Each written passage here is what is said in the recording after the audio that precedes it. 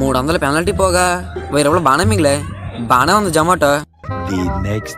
వచ్చి గంటన్నర అయింది, ఒక్క ఆర్డర్ కూడా లేదు.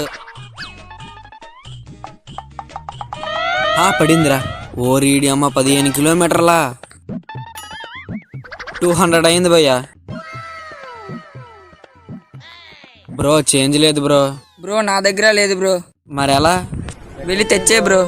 నేను సరే బ్రో ఫోన్ ఇవ్వ బ్రో. ఆ మాత్రం నమ్మకం కూడా లేదు వీడికి. ఏటో. అన్న 500 చేంజ్ ఉందా? లేదు బాబు, వీడి దగ్గర లేదు చేంజ్.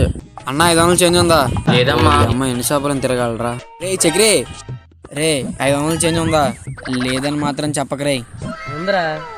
అమ్మయ్యా, కరెక్ట్గా 500 ఉందిరా. సరే మళ్ళీ వస్తానుండు. ఇదిగో బ్రో, నీకు ఇవ్వాల్సిన 300 బ్రో.